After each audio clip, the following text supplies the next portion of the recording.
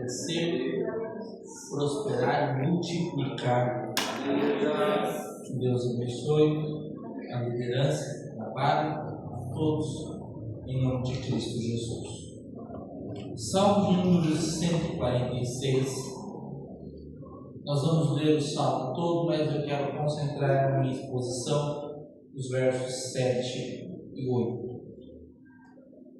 Está escrito assim: Louvai ao Senhor, a minha alma, louva ao Senhor. Louvarei o Senhor durante a minha vida, cantarei louvores ao meu Deus, enquanto viver. Não confieis em príncipe, nem filhos de homens, em quem não há salvação. Saem do Espírito, e eles tornam para a sua terra, naquele mesmo dia. Perecem os seus pensamentos. Bem-aventurado aquele que tem o Deus de Jacó por seu auxílio, cuja esperança está posta no Senhor, o seu Deus, que fez os céus e a terra, o mar e tudo quanto há neles, que guarda a verdade para sempre. Preste atenção aqui. Que faz justiça aos oprimidos, que dá pão aos famintos. O Senhor solta os encarcerados, abre os olhos aos cegos, levanta os abatidos.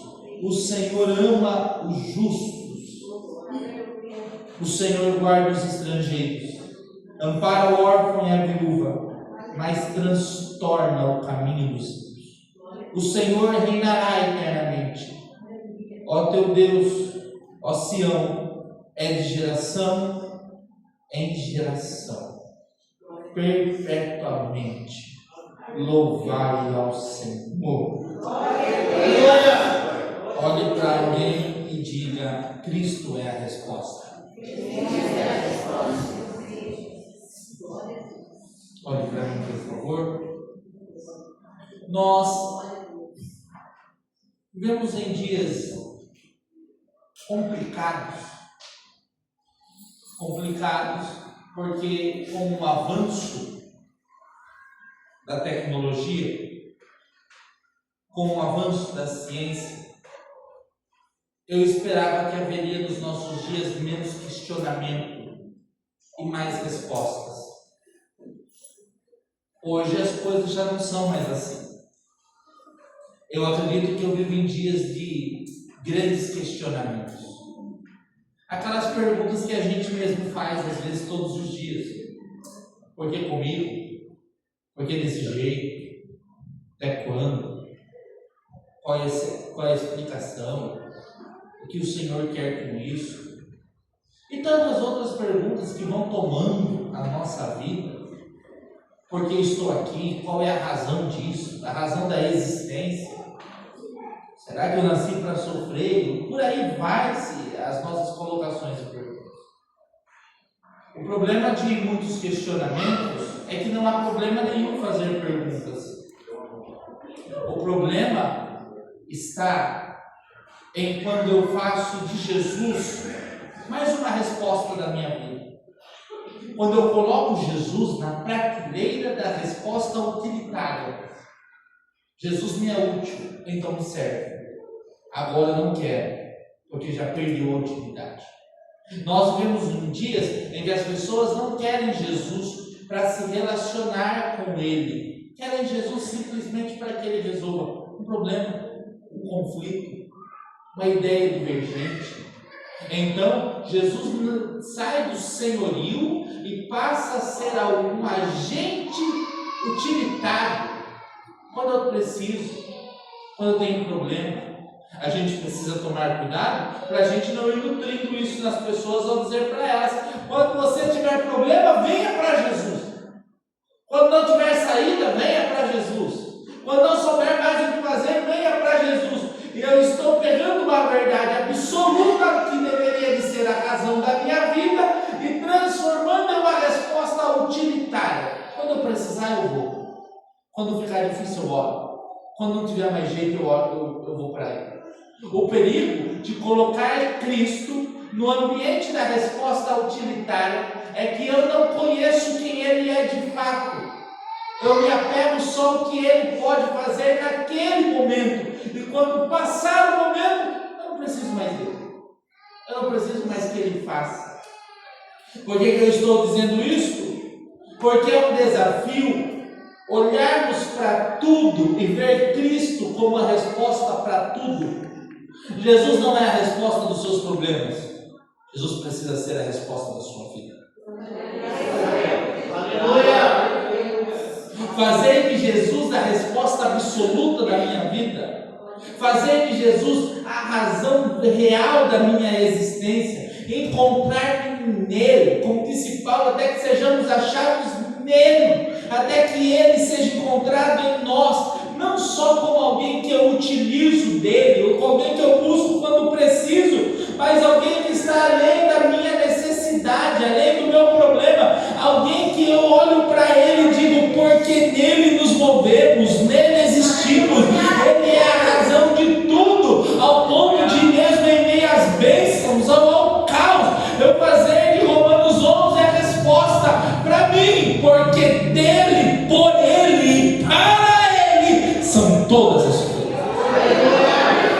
Olha para mim, eu preciso te conectar ao que eu quero pregar. Quando você encontra em Cristo a resposta, e quando Cristo é a resposta, você consegue ler tudo e achar ele. Olha para mim, você sabe qual é o maior desafio de pregar no Antigo Testamento? É encontrar Jesus. Se for para ler e não encontrar Jesus, você não entendeu o propósito. Porque o propósito das páginas do Velho é encontrar aquele que é como um maná escondido na árvore. Glória a Deus! Glória a Deus! Porque Cristo no Antigo Testamento é o enigma da graça. Quando eu olho para o Salmo de número 146, eu preciso olhar para o Salmo de número 146 e encontrar Jesus. Porque isso é o que me desafia ao ler o Antigo Testamento. Eu preciso lembrar você, que eu acho que foi Tim Keller, que disse que antes de Deus dizer haja luz, Deus disse haja cruz. A verdade é que Cristo vem antes da criação. Então, se Cristo vem antes da criação, eu preciso ler a Bíblia a partir dos olhos de Cristo. Quando eu leio o Salmo de número 146, eu não encontro só uma profecia sobre Jesus. Quando eu leio o Salmo de número 146, eu encontro Jesus. Eu vou pegar um pouco mais. Quando eu encontro Jesus, eu encontro ele dando o salmo como resposta. Vocês se lembram em Lucas capítulo de número 4, se eu não estiver errado, quando ele sai do deserto, quando ele entra na sinagoga e ele vai fazer a leitura do livro do profeta Isaías? Que ele diz que o Espírito do Senhor Jeová está sobre ele, ungiu para anunciar boas novas, liberdade aos cativos, dar vista aos cegos, proclamar o ano aceitável do Senhor. Ele não está falando só do que ele veio fazer, ele está falando primeiro de quem ele é. Porque quando eu vejo quem ele é, eu confio naquilo que ele é capaz de fazer. Porque se eu me apego só ao que ele pode fazer, não significa que ele vai fazer, mas se eu me apego em quem ele é, ele vai fazer automaticamente. Por qual razão que eu estou dizendo isso? Porque o Salmo de número 146 não é só uma profecia sobre Cristo. O Salmo de número 146 nos mostra a verdade de Cristo. Aleluia! Por isso que dos versos 7 em diante, eu encontro Jesus fazendo tudo aquilo que o salmista disse. Porque para cada cenário da vida, Cristo se manifesta diferente. Você sabe que a graça de Deus é multiforme. Não é só a graça de Deus que é multiforme. As manifestações de Deus na nossa necessidade também são multiformes. Não foi isso que Paulo disse? Que Ele suprirá todas as nossas necessidades. Segundo a riqueza da sua glória. Às vezes eu orava para Deus pedindo para que Ele suprisse, eu deveria pedir para que Ele gere uma necessidade. Porque se Ele gera uma necessidade, Ele vai suprir essa necessidade. Se eu gero a minha própria necessidade, eu não tenho garantia que Deus deve supri-la, mas toda necessidade que Deus gera em mim, Ele já gerou a provisão dela. Então, quando Cristo, ele é aquele que supre as necessidades, ele é a resposta de Deus na hora delas. É por isso que o Salmo vai dizer no verso 7 que ele faz justiça aos oprimidos. Então, se ele faz justiça aos oprimidos, eu preciso ler o Novo Testamento e ver Jesus fazendo isso. Quando foi que ele fez justiça aos oprimidos? Ele fez justiça aos oprimidos, não só fazendo, ele fez justiça aos oprimidos ensinando.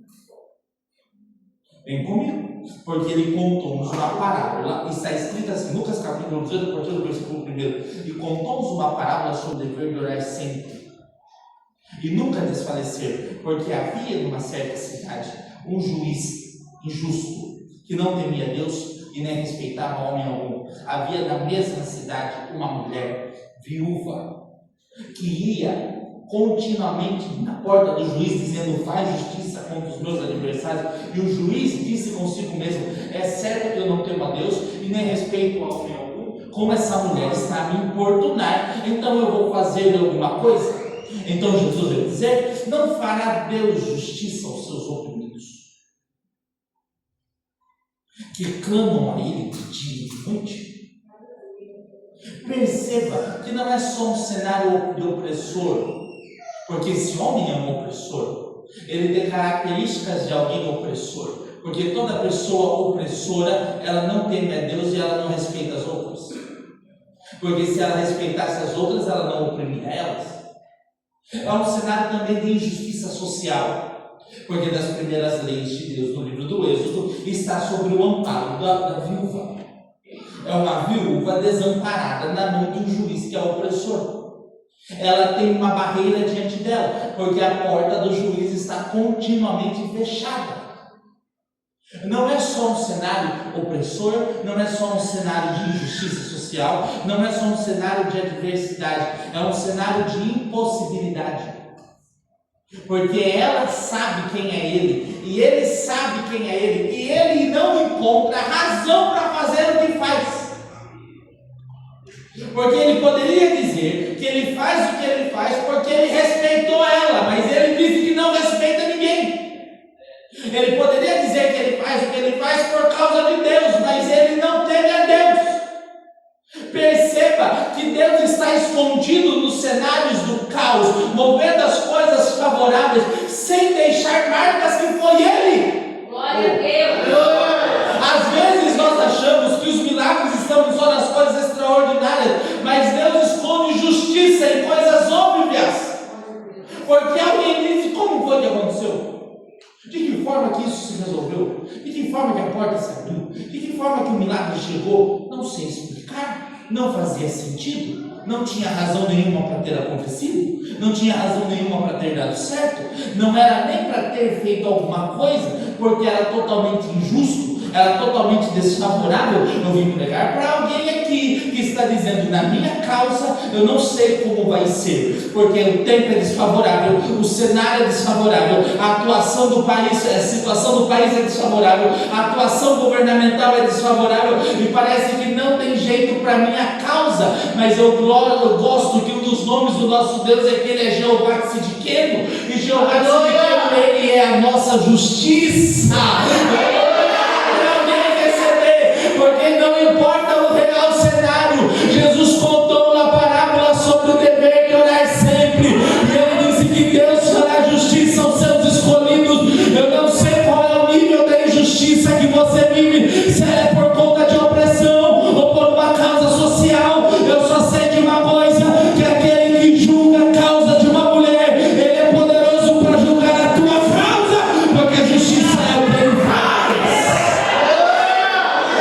Eu tenho uma palavra de Deus para alguém. Eu tenho uma palavra de Deus para alguém. E se você está injustiçado, fique tranquilo, porque Ele faz justiça aos oprimidos. Se você está debaixo de um jugo opressor, fique tranquilo, Ele faz justiça aos oprimidos. Se você está debaixo de situações abusivas, fique tranquila, Ele faz justiça aos oprimidos. É só clamar que Ele desce do cenário.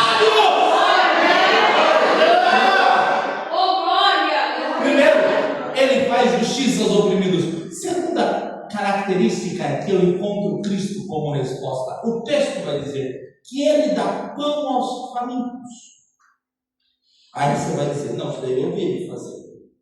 Quantas vezes? Quantas vezes? Quantas vezes Ele deu pão aos famintos? 2. Por que a gente fala pouco sobre a segunda? É porque parece que é um lado menor. A quantidade de pessoas é menor, a quantidade de pães multiplicados é menor, e Ele já fez isso uma vez, então não tem tanto impacto. Você conhece alguém que conta um testemunho extraordinário, mas não consegue contar um testemunho menor? Ninguém vai glorificar. Mas a segunda multiplicação tem uma característica que me marca, porque o texto vai dizer, lá em Marcos capítulo de número 8, no cenário, vai dizer que quando Jesus olha para eles, Jesus sabe que eles estão há 3 dias com eles sem comer. E Jesus diz, eu não posso deixar eles ir embora, porque se eles forem embora do jeito que eles estão, eles vão morrer de fome, vai cair pelo caminho. Mas agora não tem menino com 5 pães e 2 peixes. Agora não tem Jesus dizendo para Felipe, vá comprar eles alguma coisa de comer. Agora não tem Felipe respondendo, nem se nós tivéssemos 200 dinheiro nós resolveríamos. Porque talvez parece que fazer de novo é complicado. Eu estou pregando para alguém que está vivendo situações repetidas e precisa que Deus faça de novo. Está vivendo um cenário repetido e precisa que Deus abra a porta de novo. Eu preciso te dizer, primeiro, Ele conhece o seu esforço. Porque Ele mesmo disse que eles estão com Ele há 3 dias. Ele sabe o tanto que eles se dedicam para estar ali. Ele conhece o seu esforço ao ponto de não deixar você ir sozinho. Queria alguém para receber o teu. Ele não só conhece o teu esforço, Ele conhece a tua condição física. Porque Ele sabe que se Ele mandar você embora, você não consegue. Mas ainda bem que Ele não despede ninguém de mão vazia. Porque não dá para receber o que eu estou pregando aqui. Eu não sei como Ele vai fazer, mas Ele vai prover de novo. Eu não sei de que forma vai ser, mas Ele vai multiplicar de novo. Nem que Ele tenha que repetir o processo, mas o jeito que está não fica desamparado, você não volta. Se Ele fez uma vez, Ele vai repetir de novo. Se você quiser receber essa palavra, levante o nome de suas mãos aos céus. Levante as mãos com barulho de glória, com barulho de glória. O Senhor me trouxe aqui para dizer, se eu tiver que fazer antes de descer, Ele desce de novo. Se eu tiver que usar buruba, eu uso de novo. Se eu tiver que usar corda, eu uso de novo. Mas fica em paz. Alguém vai dizer como Davi no Salmo 37, nunca vi um justo desamparado, nem sua descendência nem de pão. Prepare meu prato de novo.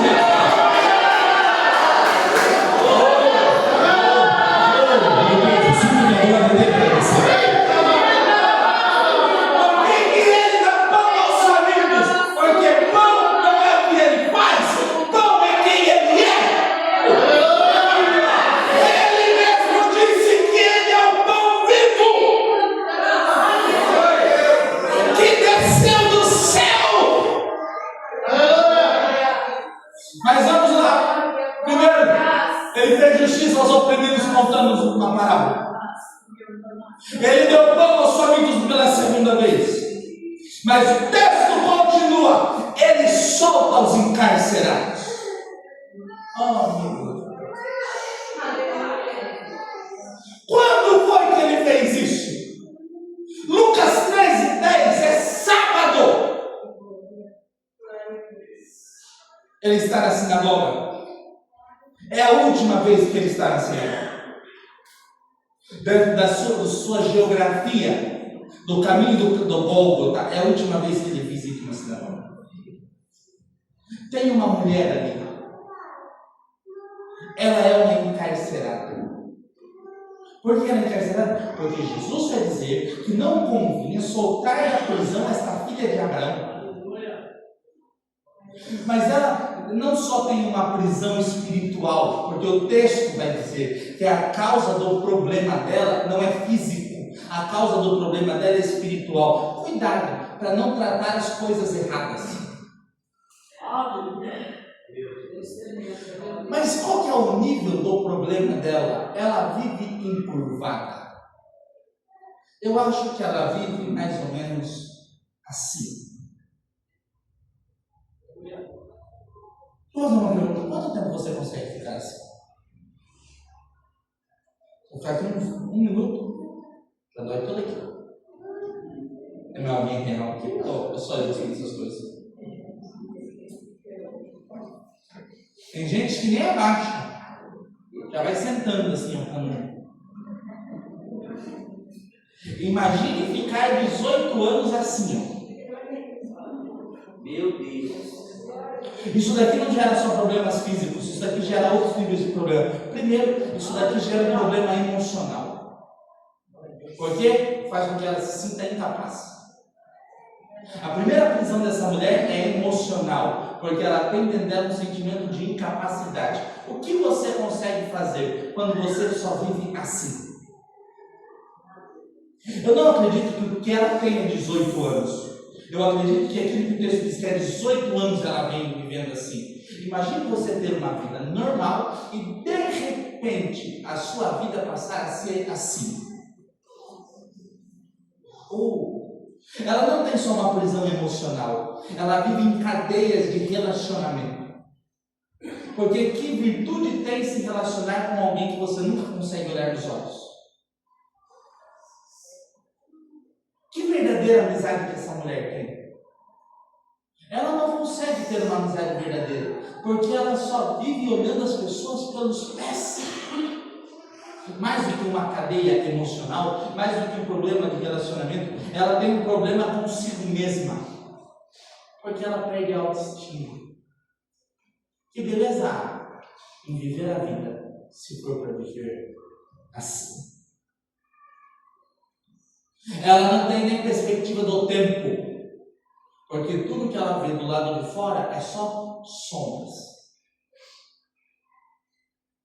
Talvez ela tenha mais prisões dentro dela do que só uma enfermidade. Porque não é somente resolver o problema externo, precisa romper a alma. Eu estou pregando para pessoas que talvez você não viva assim, mas a sua alma está assim. Meu Deus,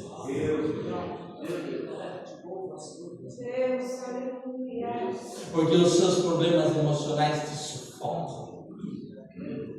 Você perdeu a confiança. Você perdeu a beleza da vida.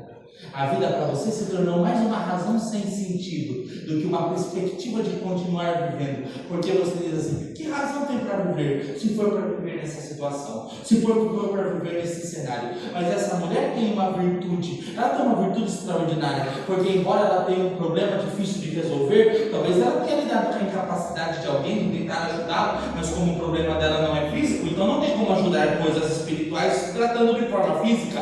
Mas ela tem uma virtude, porque é sábado e ela está na sinagoga. Aleluia! Ela tem problemas, mas ela não deixou de estar na igreja. Ou eu queria alguém? Ela tem problemas, mas ela continuou ali. Ela tem problemas, mas ela foi. Mesmo que ela esteja num lugar que dificulte a sua visão, o Senhor sabe melhor do que eu, que o lugar que ela está não facilita para ela, porque ela está na ala dos estrangeiros, na ala das mulheres, e provavelmente ela tenha que estar ou em cima ou atrás de uma parede, mas talvez ela não consiga ver ele, porque embora encurvada, ela está naquele cenário, ela não consegue olhar para ele, mas o texto vai dizer que Jesus vendo-a, eu queria alguém para receber o que eu estou pregando aqui, porque mesmo que você não viu ele ver você, mesmo que você não percebeu ele está olhando você, mas eu vou pregar até alguém receber. Aceite a exposição, porque a exposição não vai gerar um trauma, a exposição vai quebrar o trauma. Eu queria alguém para hoje.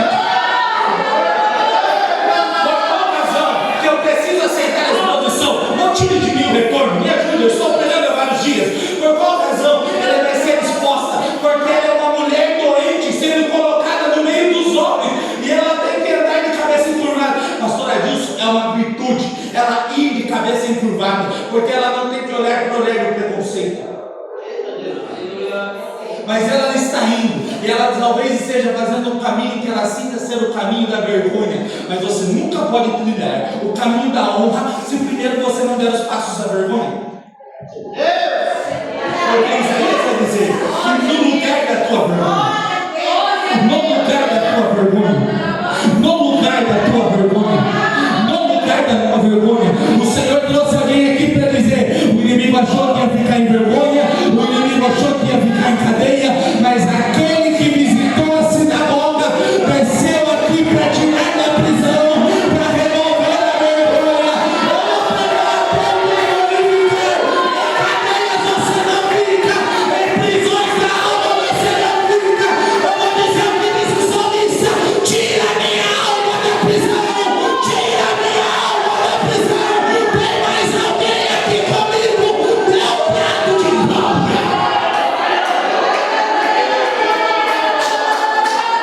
Se você não quer levantar suas duas mãos, seus barulhos de adoração.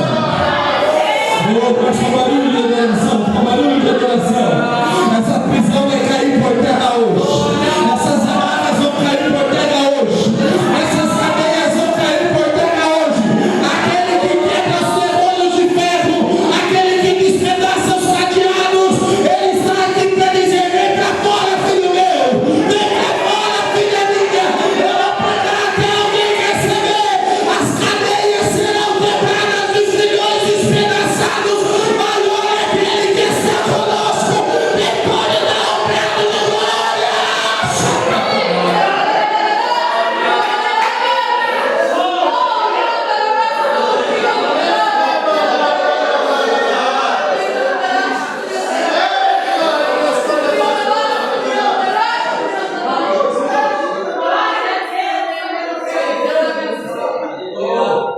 Preciso pregar um pouco mais. O que ele é? Ele é justiça aos injustiçados. Ele é pão aos famintos. Ele é liberdade aos cativos. Os músicos podem me ajudar? Os músicos puderem me ajudar? Mas olha o texto. O que ele mais faz? Ele abre os olhos dos céus.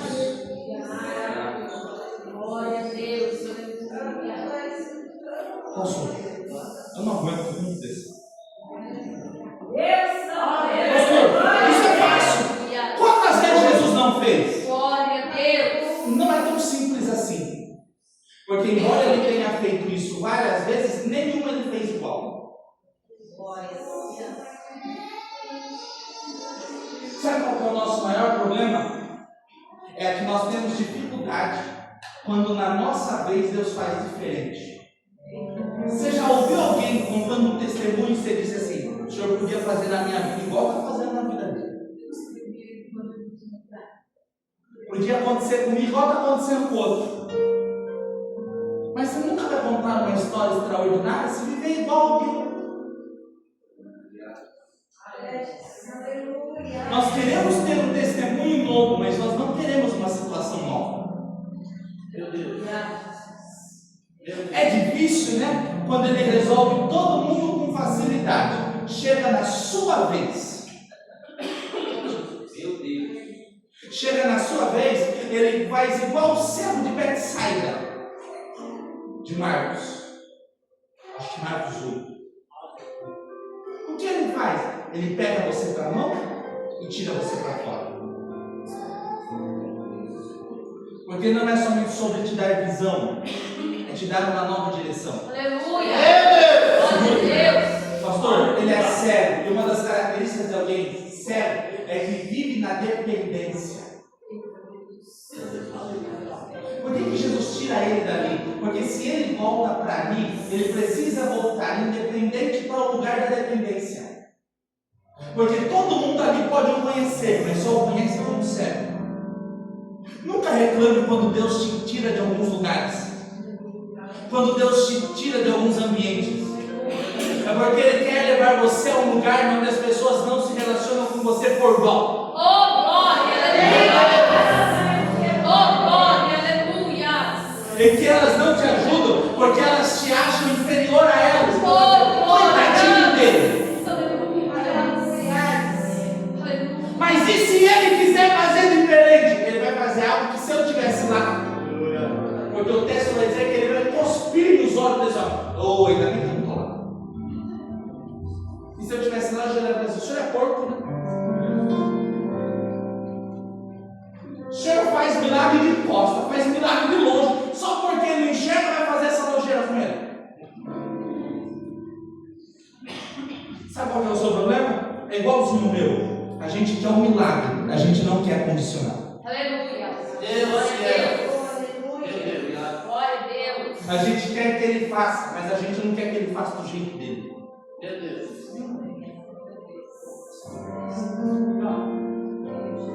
O Senhor me trouxe aqui para dizer: eu vou abrir os teus olhos. E talvez você diga assim: não, pastor, mas eu não sou cego. Talvez não é cegueira, é visão limitada. Porque tem um texto no Antigo Testamento de um jovem que ele não é cego, mas alguém disse: abre os olhos dele. Porque embora, pastor, ele enxergue, a visão dele é tão pequena que ele só consegue ver o que está na sua frente. Ele não consegue ver o que está acima. Aleluia. Mas para que ele abra os teus olhos, ele não vai fazer igual ele fez com o outro. Glória a Deus. Porque senão vai contar a mesma história que o outro. Aceite a condicional. Porque na sua vez precisa ser diferente. Aleluia. Vai ficar até quando? Entrando no ano, saindo no ano, com a mesma visãozinha limitada. Entra festa, sai festa, passa as coisas, vendo as coisas do mesmo tamanhozinho. No mesmo mundinho. Só vê coisa pequena. Você só vê coisa pequena porque os teus olhos alcançam pouco. Porque os teus passos são do tamanho da sua visão. É por isso que alguém que tem dificuldade de ver, o cego não corre. Porque os seus passos são do tamanho da sua visão. Já viu alguém cego andando? É um pé junto do outro. Porque quem tem visão pequena tem caminhada limitada. Você sabe por que você não vai mais longe? Porque você não enxerga longe. Meu Deus. Meu Deus. Aí você reclama da vida. Ah, todo mundo cresce menos eu. Todo mundo avança menos eu. A história de todo mundo muda menos a minha. É porque tu vês pequeno ainda. És igual Ló, se contenta com as campinas diante dos seus olhos, não aprendeu a ver como Abraão, porque a visão de Abraão não é o que tem na sua frente, é o que está além daquilo que ele vê. Aleluia. Porque se amplias a tua visão, amplias a tua extensão, até onde os teus olhos alcançarem. Glória a Deus. Glória a Deus. Eu não sei, pastor, o que Abraão fez, mas eu acho que aquele, o mesmo, só no monte deve ter subido numa rocha. Porque se até onde os meus olhos alcançarem, para que eu vou ver aqui, se eu posso subir e ver mais alto? Glória a Deus. Glória a Deus. Eu vim pregar para alguém que aquele que é luz do mundo vai abrir os teus olhos para que veja. Você é uma unção de Deus está descendo nesse santuário. O Senhor está dizendo isso para alguém. Eu vou ampliar a tua visão, eu vou aumentar a tua extensão, eu vou pregar até alguém receber. Não viverás mais da ajuda do outro e nem serás mais guiado pelo outro. Vai ter uma visão ampla para chegar em lugares maiores. Não volte para a cidade, porque chega de voltar para lugares que te limitam. É hora de ir para um novo nível, um novo tempo, uma nova temporada. Tempo de adorar.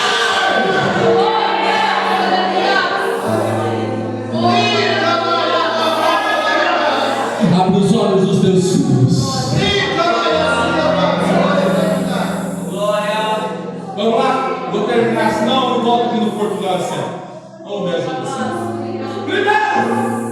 a justiça em parábola. Alimenta a multidão. Solta na sinagoga. Dá vista fora da cidade. O que mais que ele faz? Ele levanta o abatido. Meu Deus. Aleluia. Pastor, quantas vezes ele fez isso? Várias. Eu vou ficar com 3. Ele fez isso em Lucas 7. Quando ele está chegando. Eu gosto da mensagem do Ariovaldo Ramos, porque ele começa dizendo: saia da frente com o teu luto, porque eu vou atravessar com a minha alegria. Aleluia.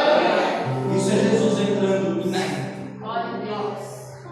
Tem uma mulher vindo com o luto e tem Jesus atravessando por cima com a sua alegria. Aleluia. Mas o que ele faz? Ele chega no esquife, ele toca e ele diz: menino, levanta. E alguém vai estar dizendo assim: mas está morto. Mas se ele está dizendo levanta, ele está dizendo, mas ele não sabe que não tem mais jeito. E ele está dizendo: levanta. Porque não importa se alguém disse que está morto. Não importa se você mesmo já se convenceu que isso está morto. Eu vou pregar para alguém, porque a melhor coisa é quando você se convence de algo que não vai existir mais. Eu perdi meu pai, e sabe como que eu tive que aprender a lidar com o meu luto? Me convencendo de que ele não ia me ligar mais, que eu não ia ver ele mais. Então isso vai diminuindo nossa dor, porque a gente se convence que aquilo não vai voltar e a gente não alimenta uma esperança dentro da gente. Essa mulher está fazendo de novo o mesmo caminho, e ela já teve que se convencer que o marido não voltou, e agora ela tem que se convencer que o seu filho não volta mais. Mas não importa se você já se convenceu que não volta mais, não importa se você se convenceu que esse sonho está morto, não importa se você se convenceu que esse projeto está morto. Aquele que chegou, ele chegou para dizer: levanta, levanta, levanta. Eu vou pregar para alguém receber. Não é o homem que dá a última palavra, não é a sepultura que dá a última palavra, não é as pessoas que dão a última palavra, é o autor da vida que dá a última palavra.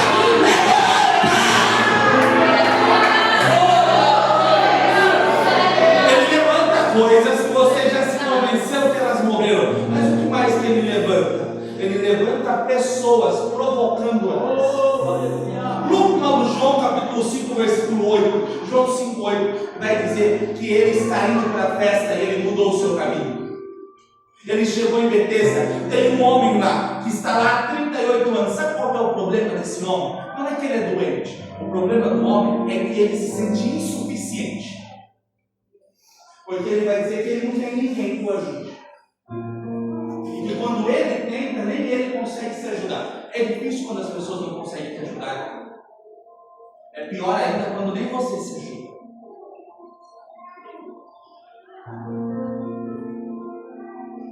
Quando você tenta, mas aquilo que você tenta não resolve o seu problema. E ele se sente abandonado, porque ele diz assim: eu não tenho ninguém.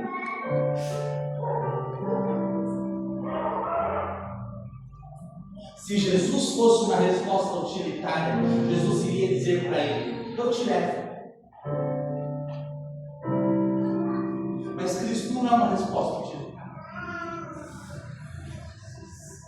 Jesus não disse para ele: segura na minha mão. Jesus não colocou ele de pé. Jesus disse para ele: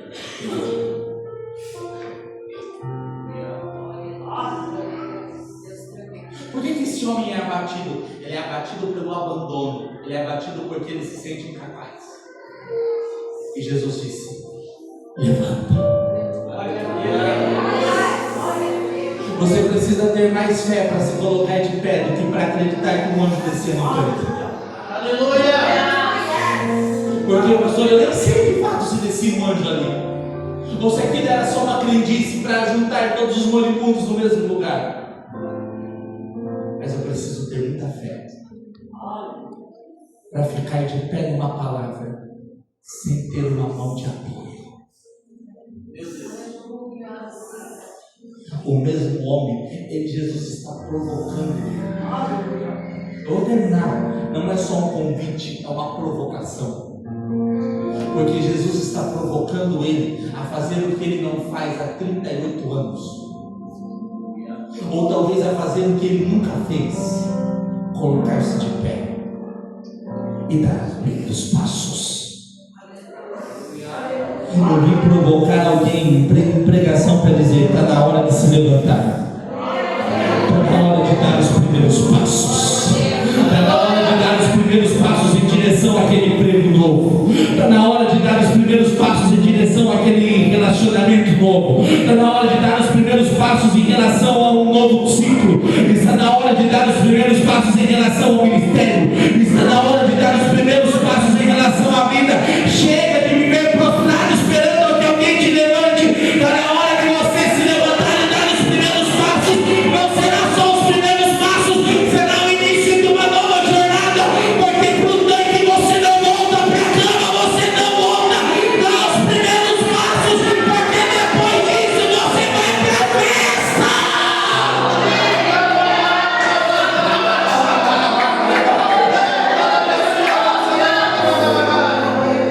Olha para mim, vou terminar.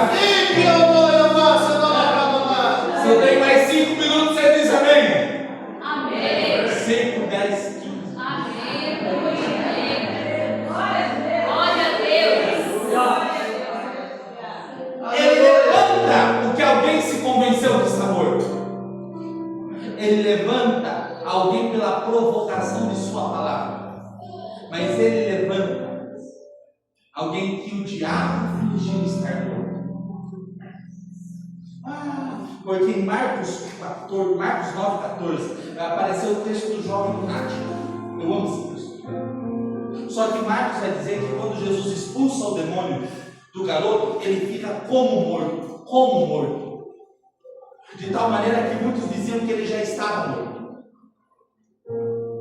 É um pai que tem um filho com um ataque espiritual e natural, porque ele sofre de ataques epiléticos. Mas ao mesmo tempo ele é vítima do demônio que tenta o matar. Deixa eu fazer uma pergunta. Os pais sabem o que eu vou dizer. É melhor um filho doente do que um filho morto.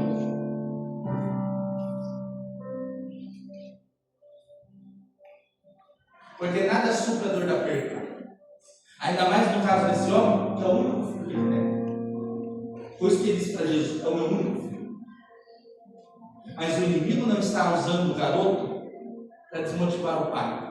O inimigo está usando o garoto para fazer Jesus se tornar uma vergonha. Porque alguém vai dizer: ele resolveu, mas ele matou. É como um cirurgião que alguém diz: tirou o câncer, mas perdeu a pessoa. Trocou o coração, mas ela não resistiu e morreu na mesa de cirurgia. Ver Jesus libertar alguém que ele não pode colocar a pessoa de pé é a mesma coisa que dizer: ele tirou o demônio, mas fazer o quê? Morrer. Mas existirá momentos que ele vai tocar no esquife, não no morto. Existirá momentos que ele vai falar, mas existirá momentos que ele não vai dizer nada. Porque o texto vai dizer que ele não disse nada. Ele só pegou o menino pela mão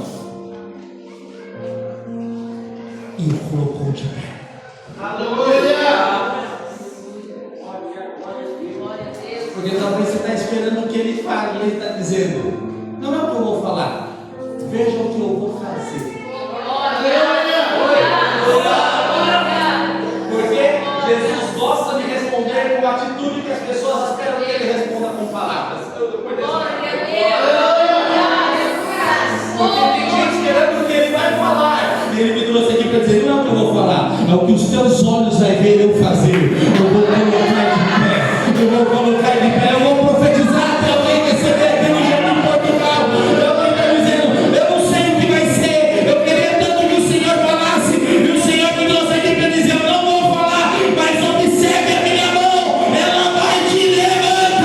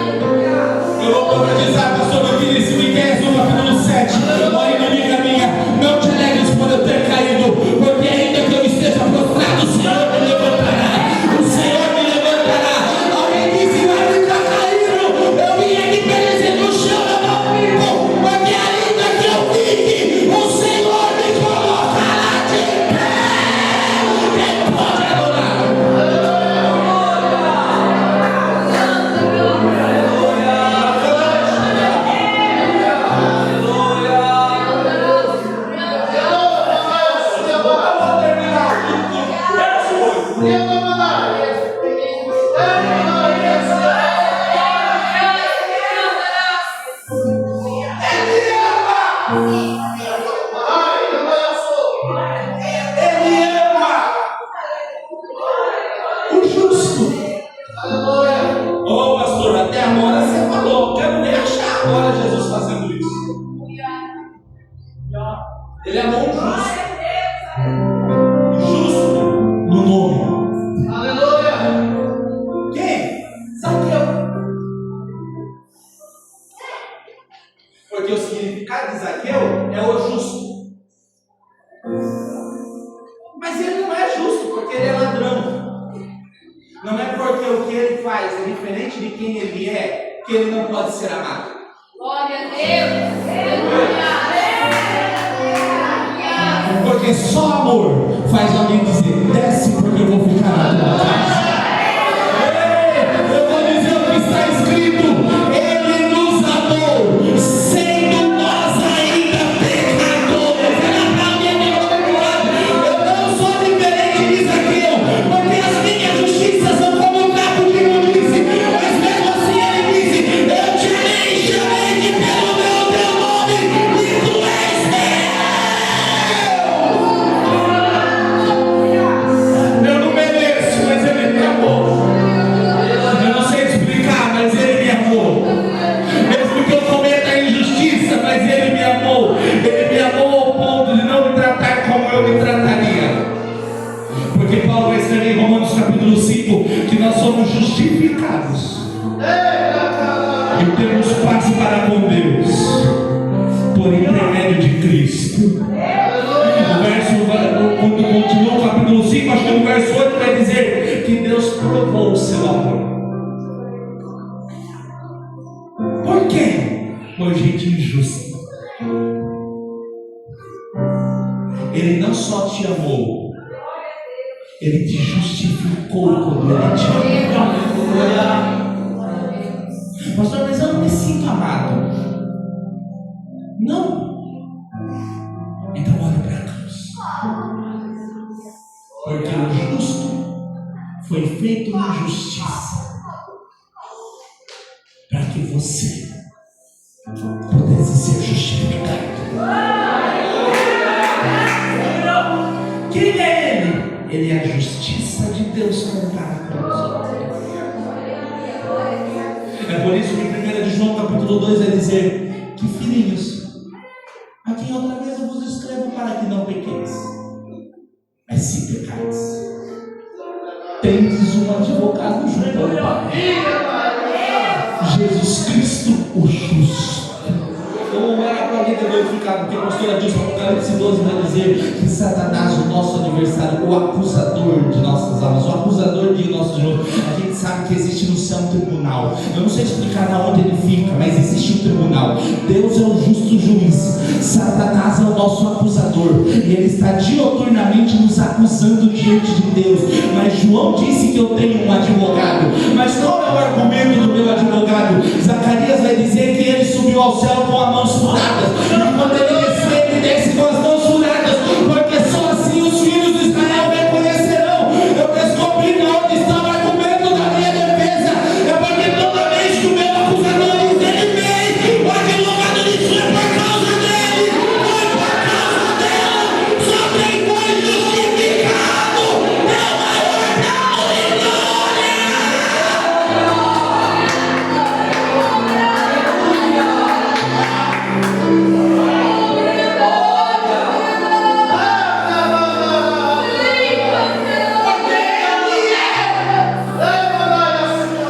A nossa resposta. Se você pudesse engolir a mão de quem está do seu lado, eu quero orar por você. Se o louvor pudesse colocar aqui, eu quero que vocês me ajudem. Eu vi a resposta. Eu não sei qual é o teu cenário. Eu não sei qual é a tua causa. Eu não sei como você se sente. Eu só sei que Cristo é a resposta. Ele é a causa da nossa existência. Ele é a razão de nós estarmos aqui. Eu não sei explicar muita coisa. Às vezes eu sou tomado de tantos questionamentos. Eu quero entender o por que ele fez algumas coisas assim, eu não sei explicar. Às vezes eu olho e faço aqui perguntas, eu queria que ele respondesse, mas quando ele não me responde com palavras, ele me deixa tão constrangido. Alguém um dia, pastor, disse numa sala de aula: eu vou fazer uns papelzinhos, quando eu chegar no céu, eu quero fazer todas as perguntas. Mas não vai precisar, porque quando nós olharmos para Ele, nele nós teremos todas as respostas. Porque Cristo é a resposta. Feche os seus olhos. Qual é a minha oração? É que não importa o questionamento, para cada questionamento da vida você deve dizer: Cristo é a minha resposta. Cristo é a minha resposta. Até quando eu estou chorando, Cristo é a resposta. Até quando eu não sei, Cristo é a resposta. Nele eu encontro a razão da minha existência. Feche os seus olhos, eles vão cantar. Enquanto eles cantam, você vai orar com essa pessoa.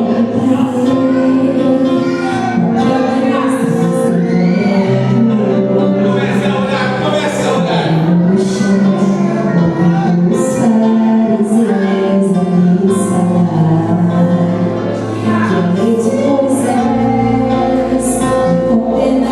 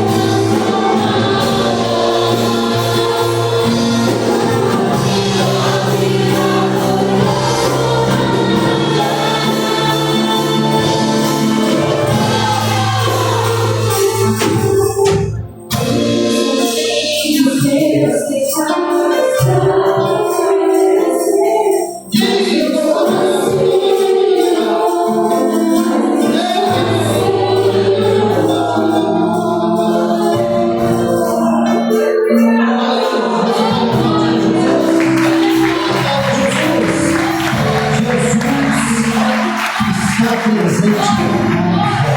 Aleluia! Glória a Jesus! Glória a Jesus!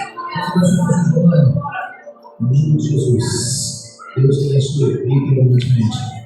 Você continua sendo boca de Deus para abençoar vidas. O cuidado de Deus repousa sobre a tua vida e te leve a alçar voos altaneiros. Você possa atingir os píncaros dessa vida, porque Deus tem uma trajetória para você. E ninguém, nem o inferno vai impedir você de atingir a trajetória que Deus tem reservado para você. Glória a Jesus. Muitos querem fechar as portas, mas Deus está abrindo uma porta para você. E quando você entrar nesta porta, saberás que o Senhor Deus está te conduzindo para algo sobrenatural. Muitos vão ficar olhando, não entenderão, mas saberão que o Senhor dos Exércitos é quem está te colocando em uma nova porta.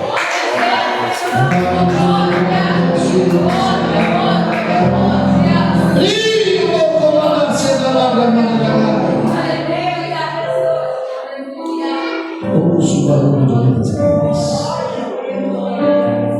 Ouço o barulho de muitas árvores. Ouço o barulho de muitas árvores.